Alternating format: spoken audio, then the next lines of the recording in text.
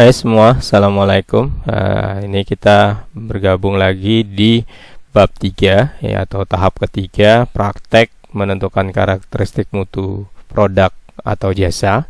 Pada bab 3 bicara tentang voice of customer ya. Nah, jadi di bagian 3.1, nah kita harus menentukan dulu gitu ya. Customer mana yang mau kita dengarkan suaranya ya, kita mengambil sampelnya gitu ya. Jadi sampel atau respondennya siapa ya.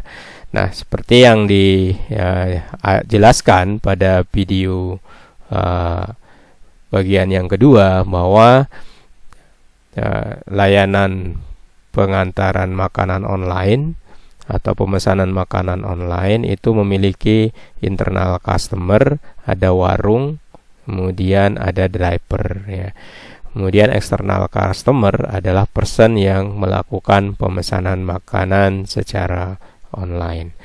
Nah, artinya di bagian bab 3 voice of customer, di 3.1 menentukan responden, kita ingin dengarkan apa yang menjadi harapan atau keinginan dari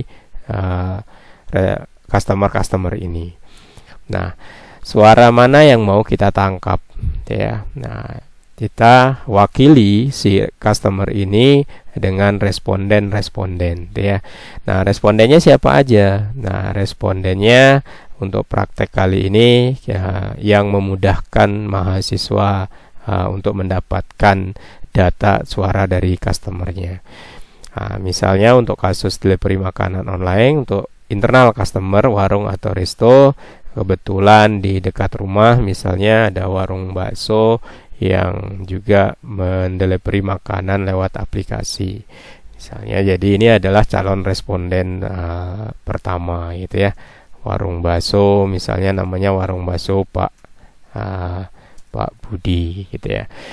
Kemudian di sebelah rumah juga ada warung gitu ya, ada warung makanan Padang misalnya. Jadi kita ini insert saja, nah,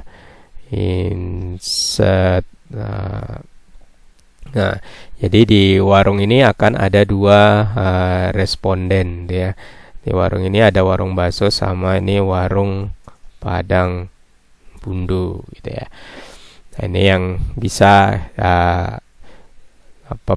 kita akses ya, mudah kita akses untuk mendapatkan data.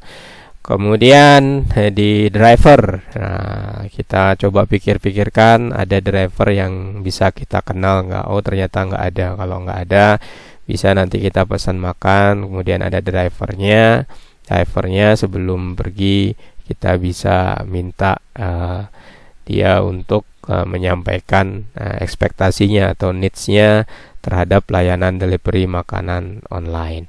Nah, misalnya di sini untuk driver hanya ada satu customer, misalnya namanya Ari gitu ya.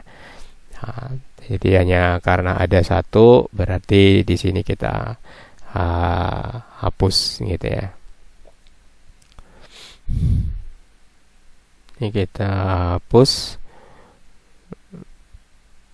Nah, oke, jadi ini juga kita hapus karena driver cuma punya satu.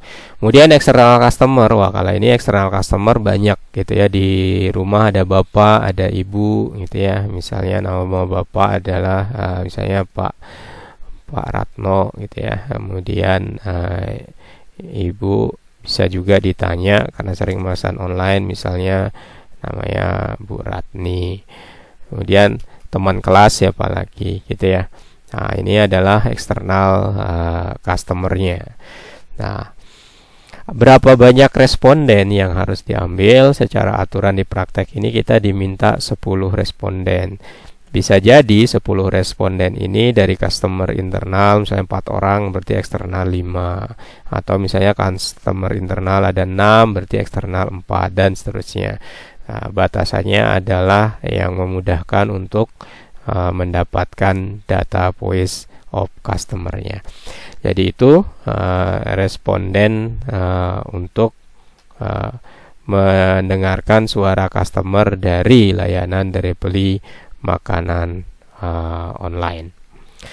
Setelah 3.1 kita menentukan respondennya, maka 3.2 adalah kita harus berpikir tahap ke 3.2 ini gimana cara mendapatkan suara dari customer tadi. Berarti suara dari warung bakso Pak Budi, suara dari warung Padang Bundo, suara dari Ari si driver, suara dari Pak Ratno, suara dari Bu Ratni, dan seterusnya. Kebetulan orang-orang yang kita pilih ini atau responden ini adalah relatif dekat sama kita atau kita kenal dan bisa kita minta tolong untuk mengisikan atau berpendapat tentang harapannya. Nah, pada praktek kali ini untuk tools kita diminta untuk menggunakan kuesioner terbuka ya. Nah, jadi kita akan menggunakan kuesioner terbuka. Kuesioner terbukanya berupa Google Form ya. Jadi nanti di bagian Google Form gitu ya. Ini kita atau di drive kita gitu ya. Kita bikin kuesioner atau form baru gitu ya. Nah, ini sebagai contoh misalnya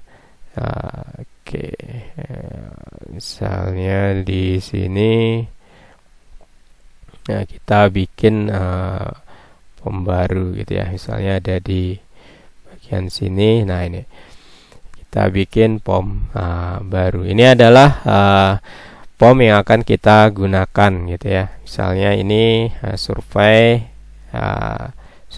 harapan customer delivery atau pengguna ya. Saya harapan layanan delivery makanan online. Oke, Anda bisa kasih deskripsinya, kemudian pertanyaannya harus pertanyaan terbuka ya, karena kita ingin mendapat jawaban dari respondennya secara lengkap, suaranya kita rekam. Nah, ini pertanyaannya apa gitu ya, sesuai dengan panduan kita bisa bertanya misalnya, misalnya di sini. Nah, jika pendapat Anda akan digunakan untuk meningkatkan layanan delivery makanan online, apa yang ingin Anda sarankan gitu ya. Jadi misalnya ini pertanyaannya seperti ini.